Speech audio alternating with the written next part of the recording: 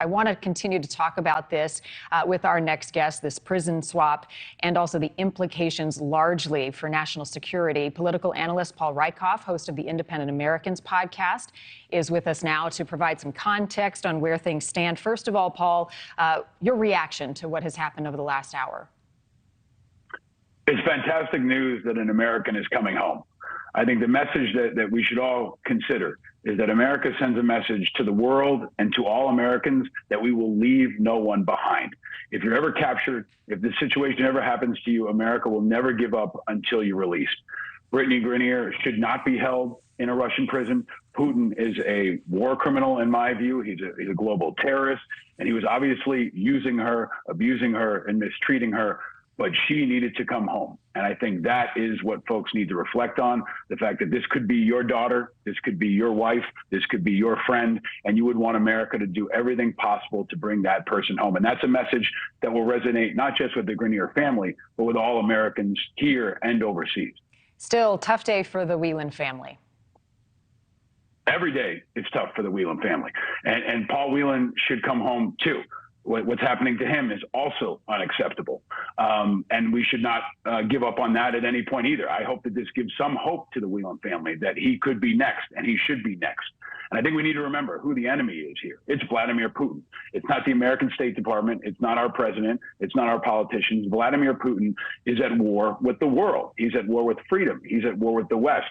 And Paul Whelan is another chip on the board that he's trying to use. So we should not stop in our efforts to try to bring Paul Whelan home.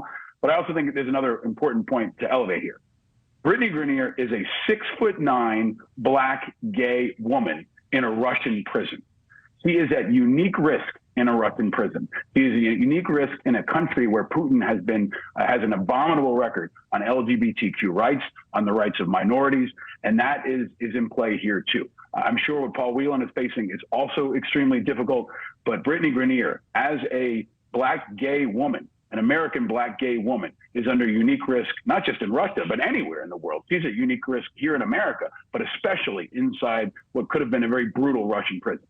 And first and foremost, the celebrations for Whelan coming home, but you heard concern just a moment ago on Capitol Hill, what the United States gave up in return, someone who had conspired and is accused of conspiring to kill American soldiers in Victor Bout. He will now head back to Russia. Russia has wanted him back since his arrest in 2008, his extradition back to the United States in 2010. What concerns you, the risk with Victor Bout back on Russian soil?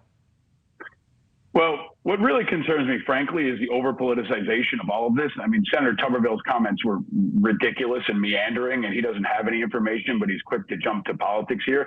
I don't think we know the details, and we also have to trust our State Department, our intelligence agencies, our militaries. There are a lot of folks that were working behind the scenes to make this happen whose names we'll never know, and this had to go through quite a few people before they signed off. You know, too, the Victor Bout has been in prison for over a decade. Our intelligence agencies have been working him. They have been prying him for information. They have been getting what they can out of him. So we don't really know the full scope of what his capacity is, his usefulness is on the battlefield or even to Putin. But have no doubt, we got information out of him, and that information will be useful, and it will be useful going forward. How much do you think the current situation, Russia versus Ukraine, and the ongoing war had to do with this? All of it. I mean, Ukraine's fight is the world's fight. And I think this underscores that. It's Putin versus the world. Ukraine is on the forward edge. Britney Griner and Paul Whelan have been on the forward edge. But this fight is a global fight against a tyrant, against a dictator, against a terrorist who is bent on not just destroying Ukraine, but disrupting the world and altering the power structure. So I think it underscores that we need to be united as Americans. We need to be united across partisan lines as much as possible. We need to continue to be united around the Ukrainians and all our NATO allies, because we're celebrating the holidays under a degree of tremendous safety. In Ukraine right now, missiles are still falling on children. Civilians are still dying, and that won't stop until Putin is dead, in prison, or gone.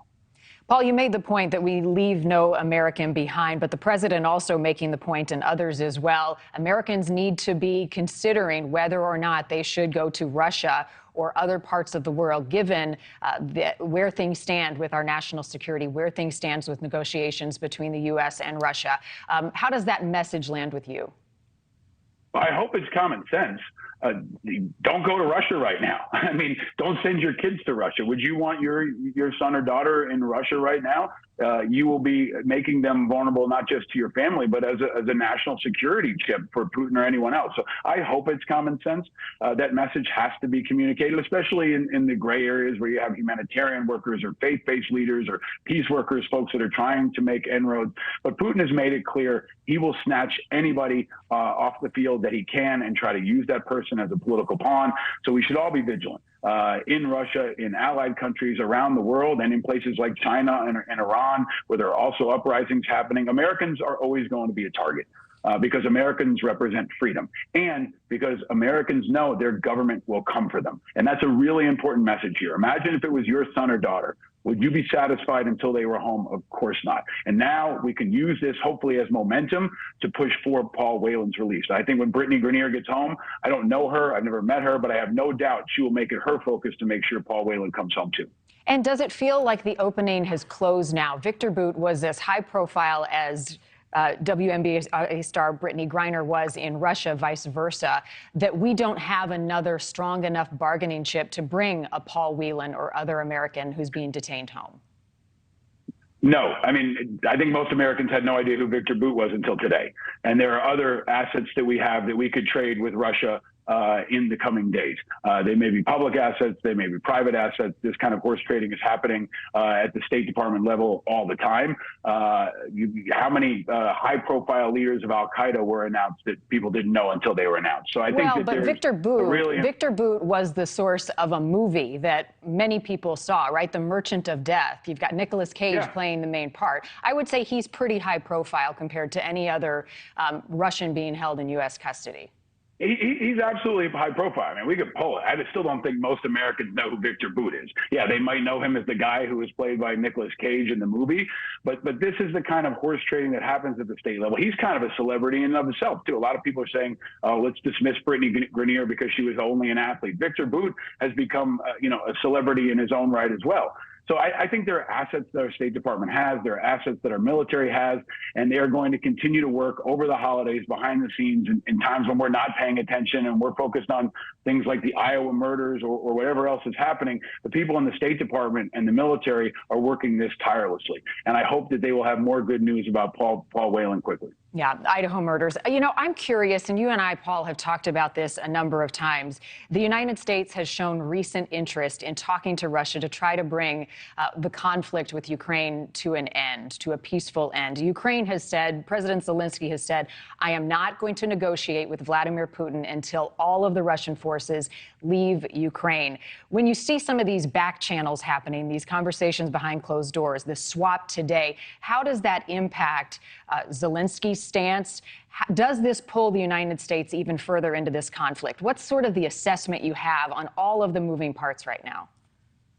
Well, we're involved. I mean, we're involved in so many levels now. I mean, whether it's providing military intelligence, providing weapons on the ground, or trying to aid, the Ukrainian State Department in negotiating for the release of Americans. This is a four-dimensional chess game that has many elements and was going on before Ukraine's invasion. We have to remember that the Russians didn't just meddle in our elections, they attacked our elections. So in my view, this is almost a new kind of war that's been ongoing for years, and we've been dragged into it in different ways before. But Ukraine has been clear, and I believe they are right. They are not going to negotiate with Putin until he gets out, until he stops trying to claim their territory, until he stops bombing their children and killing their civilians. And I think that's a reasonable thing to say. How would we feel in the days after 9/11 if someone in Europe was saying, hey, you should negotiate with Osama bin Laden? No, we wanted to capture and kill Osama bin Laden. And that's what the Ukrainians understandably want to do with Putin. Yes, they want him out, but there are also many people in Ukraine that want to capture and kill Putin. They want to bring him to justice. They want to see him face justice in an international court and a war crimes tribunal. And I think if we were in their shoes, we could understand why. That's sort of what I'm getting at, though, and help me read between the lines here. Does this trade undermine the stance that President Zelensky has taken, that I'm not going to negotiate with Vladimir Putin, yet you've got the U.S. in negotiations bringing Americans home as Ukrainians die every single day in battle. The two are linked. Yeah, but I don't think they're necessarily in conflict. I think one of the things that Zelensky will remind everyone is that Ukraine needs attention. And he's worried that there is exhaustion, that people are tired of this. This happens in the same week where he was named Times Person of the Year, which I think is a really important part of this. Ukraine has been masterful, not just on the battlefield, but in the global war for hearts and minds. They've gotten the world on their side, and they need to keep the world focused. They need to keep the world's attention. And for many people in America who weren't tracking on Ukraine or tracking on Putin, they knew about Britney Griner. Maybe because they were a basketball fan, or maybe because NBA stars were trying to bring attention to her plight. So I think that's really the long-term concern for Zelensky and the long-term play for Putin. Putin hopes he'll wear us down, that we'll lose interest, that our politics will tear us apart, and eventually he will wear down the Ukrainians and win. So I think we've got to keep the attention, we've got to keep the focus, and we've got to stay vigilant in our defense, not just of Ukraine, but our opposition to Putin and our defense of freedom around the world. Paul, we've got a lot more to talk about. Thank you, because I know you're sticking around for the next couple of hours to chat with us more. I want to talk about the nuclear threat with Vladimir Putin and what he said recently. We haven't gone mad. We're fully aware of what nuclear weapons are, and we have them. So we'll get into that shortly. Paul Rieckhoff, national security political analyst. Appreciate you this morning. We'll talk to you soon. All right.